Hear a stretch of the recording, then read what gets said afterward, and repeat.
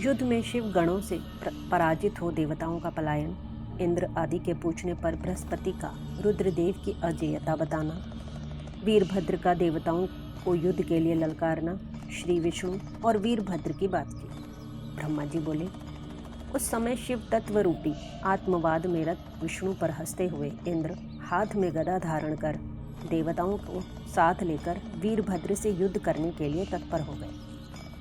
उस समय इंद्र हाथी पर सवार हो गए, अग्नि भेड़ पर सवार हो गए, यम भैंसे पर चढ़ गए और निश्रति प्रेत पर सवार हो गए। वरुण मकर पर, वायु मृग पर और कुबेर पुष्पक विमान पर आरूढ़ हो आलस्य रहित होकर युद्ध के लिए तैयार हो गए।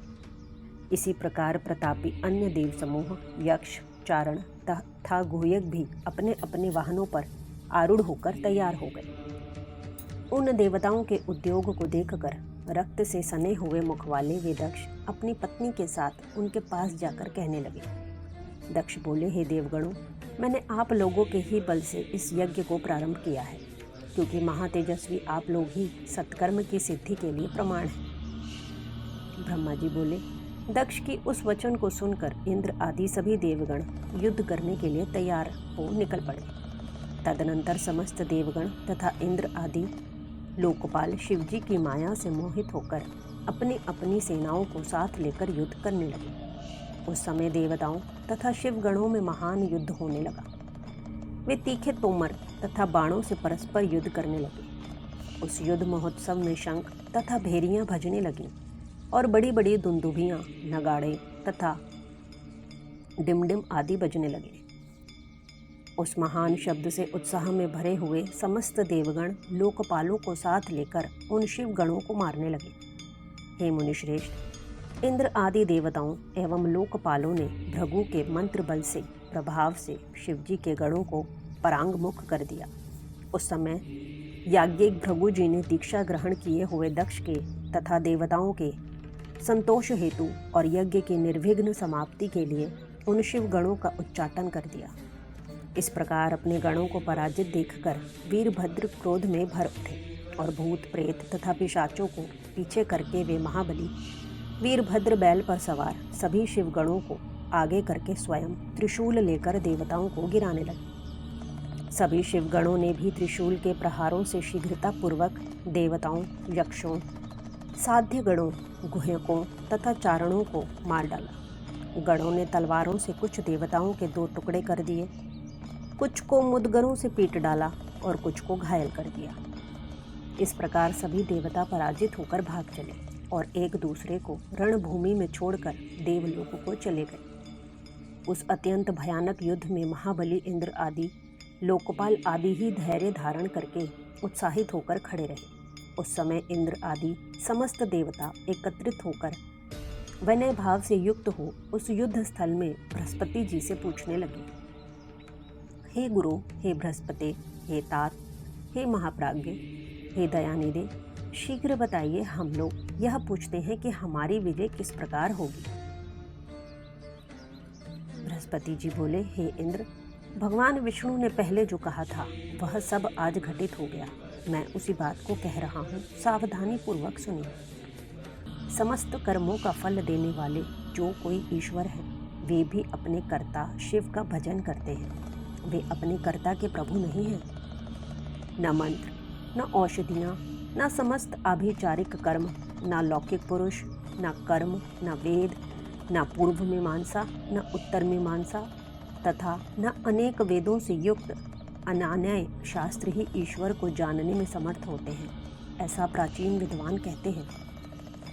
अनन्य शरण भक्तों को छोड़कर दूसरे लोग संपूर्ण वेदों का 10,000 बार स्वाध्याय करके भी महेश्वर को भली भांति नहीं जान सकते। यह महाश्रुति है। भगवान सदाशिव के अनुग्रह से ही सर्वथा शांत, निर्विकार एवं उत्तम दृष्टि से उनको जाना जा सकता है। तब भी हे महेश्वर, उचित अनुचित कार्य के निर्णय में सबके कल्याण के लिए सिद्धि के उत्तम अंश का प्रतिपादन करूंगा। आप उसे सुनिए। हे इंद्र, आप लोकपालों के साथ नादान बनकर इस समय दक्ष यज्ञ में आ गए, किंतु आप कौन सा पराक्रम करेंगे? भगवान रुद्र के सहायक ये गण अत्यंत कुपित होकर यज्ञ में विघ्न डालने के लिए आए हैं। ये अवश्य ही उसे करेंगे। मैं यह सत्य सत्य कह रहा हूँ कि इस यज्ञ में विघ्न निवारण के लिए वस्तुतः किसी के भी पास सर्वथा कोई उपाय नहीं है। ब्रह्मा जी बोले। बृहस्पति की इस बात को सुनकर स्वर्ग में रहने वाले इंद्र सहित वे समस्त लोकपाल चिंता में पड़ गए। तब महावीर गणों से घिरे हुए वीरभद्र मन ही मन भगवान शंकर का स्मरण करके उन इंद्र आदि लोकपालों से कहने लगे, आप लोग मूर्खता के कारण ही इस यज्ञ में अपना अपना भाग लेने के लिए आए हैं। अतः मेरे समीप आइए, मैं आप लोगों को यज्ञ का फल देता हूँ। हे शक्र, हे अग्नि, हे सूर्य, हे चंद्र, हे कुबेर, हे यम, हे वरुण, हे वायु, हे निश्चिते, हे शेष, हे बुद्धिमान देव तथा राक्षसगण, आप लोग इधर आइए। मैं आप लोगों को तृप्त करने के लिए इसका फल प्रदान करूँगा। ब्रह्मा जी बोले। इस प्रकार कहकर गणों में श्रेष्ठ वीरभद्र ने क्रोध में भरकर तीक्ष्ण बाणों से उन सभी देवताओं को शीघ्र ही घायल कर दिया। उन बाणों से घायल होकर इंद्र आदि वे समस्त सुरेश्वर भागकर 10 दिशाओं में चले गए। लोकपालों के चले जाने पर और देवताओं के भाग जाने पर वीरभद्र गणों के साथ यज्ञशाला के समीप पहुंचे। उस समय वहां उपस्थित समस्त ऋषि अत्यंत भयभीत होकर रमापति श्री हरि से रक्षा की प्रार्थना करने के लिए सहसा विनम्र हो शीघ्र कहने लगे। ऋषिगण बोले, हे देवदेव, हे रमानाथ, हे सर्वेश्वर, हे महाप्रभु, दक्ष के यज्ञ की रक्षा कीजिए। आप यज्ञ स्वरूप हैं, इसमें संशय नहीं है। आप ही यज्ञ करने वाले, यज्ञ रूप, यज्ञ के अंग और यज्ञ के रक्षक हैं। अतः यज्ञ की रक्षा कीजिए, रक्षा कीजिए। आपके अतिरिक्त कोई दूसरा रक्षक नहीं है। ब्रह्मा जी बोले, हे नारद, उन ऋषियों के इस वचन को सुनकर भगवान विष्णु वीरभद्र के साथ युद्ध करने के लिए उद्युत हो गए। महाबली चतुर्भुज भगवान विष्णु हाथों में चक्र आदि आयुध धारण कर सम्यक सावधान होकर देवताओं के साथ यज्ञ मंडप से बाहर निकले। अनेक गणों से समन्वित तथा हाथ में त्रिशूल धारण किए हुए वीरभद्र ने महाप्रभु विष्णु को युद्ध के लिए तैयार देखा। उन्हें देखते ही वीरभद्र टेढ़ी भौहों से युक्त मुखमंडल वाले हो गए। जैसे पापी को देखकर यमराज और हाथी को देखकर सिंह हो जाता है, उस प्रकार श्री हरि को युद्ध के लिए उद्युत देखकर वीर गणों से घिरे हुए शत्रुनाशक वीरभद्र कुपित होकर शीघ्रता से कहने लगे। वीरभद्र बोले, हे हरे, आपने आज शिवजी के शपथ की अवहेलना क्यों की और आपके मन में घमंड क्यों हो गया है? क्या आप में शिवजी के शपथ का उल्लंघन करने की शक्ति है? आप कौन हैं? तीनों लोकों में आपका रक्षक कौन है? यहाँ किस लिए आए हैं, इसे हम नहीं जान पा रहे हैं। आप दक्ष के यज्ञ रक्षक क्यों बन गए हैं, इसे बताइए। इस यज्ञ में सती ने जो किया उसे क्या आपने नहीं देखा, और दधीची ने जो कहा उसे क्या आपने नहीं सुना? आप दक्ष के इस यज्ञ में अवदान, यज्ञ भाग प्राप्त करने के लिए आए हुए हैं। हे महाबाहो, मैं शीघ्र ही आपको अवदान देता हूँ। हे हरे, मैं त्रिशूल से आपका वक्षस्थल विदीर्ण करूँगा।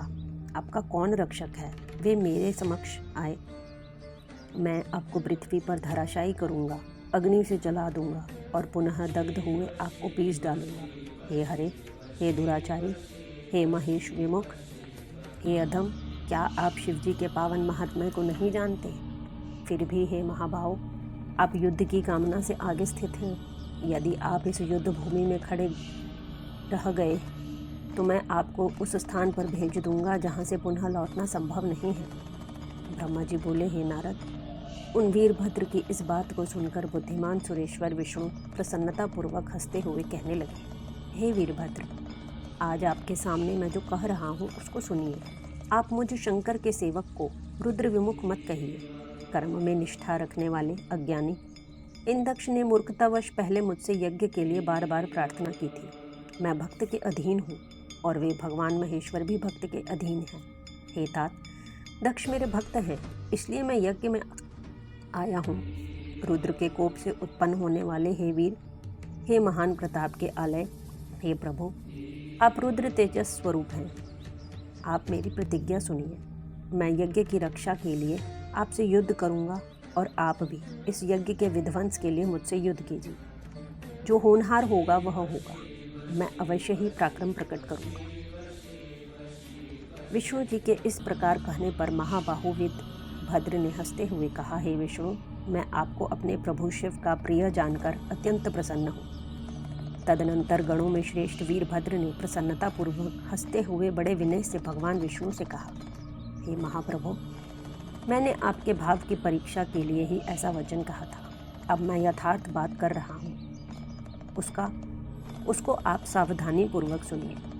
हे हरे, जैसे शिव हैं वैसे आप हैं, और जैसे आप हैं वैसे शिव हैं। शिव के आदेश से वेद ऐसा ही कहते हैं। हे रमानाथ, भगवान शिव की आज्ञा के अनुसार हम सब लोग उनके सेवक ही हैं। तथापि मैंने जो बात कही है वह इस वाद विवाद के अवसर के अनुकूल ही है। आप प्रत्येक बात को आदरपूर्वक ही समझिए। ब्रह्मा जी बोले, उन वीरभद्र का यह वचन सुनकर भगवान विष्णु हंसकर और उनके लिए हितकर यह वचन कहने लगे। विष्णु बोले, हे महावीर, आप निशंक होकर मेरे साथ युद्ध कीजिए। आपके अस्त्रों से शरीर के भर जाने पर ही मैं आपके आश्रम को जाऊंगा। ब्रह्मा जी बोले, ऐसा कहकर वे विष्णु चुप होकर युद्ध के लिए तैयार हो गए और महाबली वीरभद्र भी अपने गणों के साथ युद्ध के लिए उद्युक्त हो गए। इस प्रकार श्री शिव महापुराण के अंतर्गत द्वितीय रुद्र संहिता के द्वितीय सतीखंड में विष्णु वीरभद्र संवाद वर्णन नामक 36वां अध्याय पूर्ण हुआ।